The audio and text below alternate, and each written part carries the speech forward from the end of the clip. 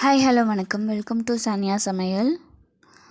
Today recipe கொத்தமல்லி சாதம். So இன்றைக்கி டிஃபன் பாக்ஸ் ரெசிப்பியில் பார்த்திங்கன்னா கொத்தமல்லி சாதம் இது எப்படி செய்யணும்னு சொல்லி தான் பார்க்க போகிறோம். அதுக்கு முன்னாடி என்னென்ன இன்க்ரீடியன்ஸ் எவ்வளோ இன்க்ரீடியன்ஸ் யூஸ் பண்ணோன்னு பார்த்துக்கலாம் வாங்க.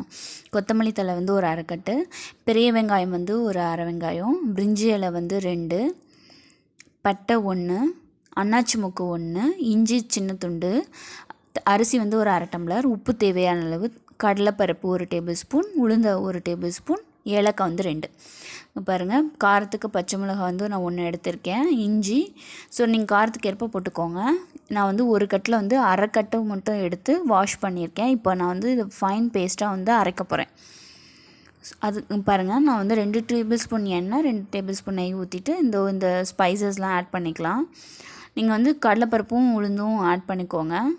ஸோ இப்போ நான் பெரிய வெங்காயம் ஒரு அரை வெங்காயம் போடுறேன். இது ஆப்ஷனல் தான். வெங்காயம் போடுறது ஆப்ஷனல் தான். நீங்கள் போட்டுக்கலாம், இல்லைனா வேணாம், அவாய்ட் பண்ணிக்கலாம்.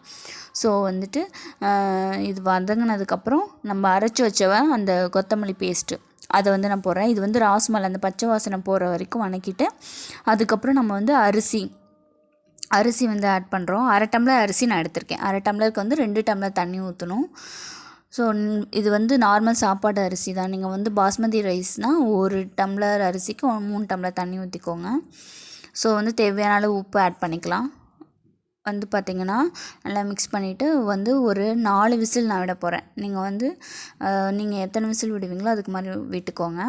பாஸ்மதி ரைஸ் வைக்கிற மாதிரினா 2 விசில் போதும். மீடியம் ஃப்ளேமில் 2 விசில் போதும்.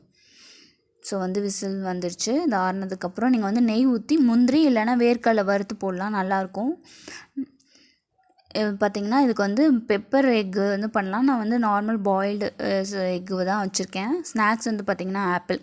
ஸோ இந்த ரெசிபி உங்களுக்கு ரொம்ப பிடிச்சிருக்கோன்னு நம்புகிறேன். ஸோ கமெண்ட் பண்ணுங்கள். பிடிச்சிருந்துச்சின்னா லைக் பண்ணுங்கள், ஷேர் பண்ணுங்கள், மறக்காமல் சப்ஸ்கிரைப் பண்ணுங்கள். பக்கத்தில் இருக்க பெல் நோட்டிஃபிகேஷனை ப்ரெஸ் பண்ணுங்கள். நான் போகிற வீடியோஸ் எல்லாமே உங்களுக்கு வரும். தேங்க்யூ.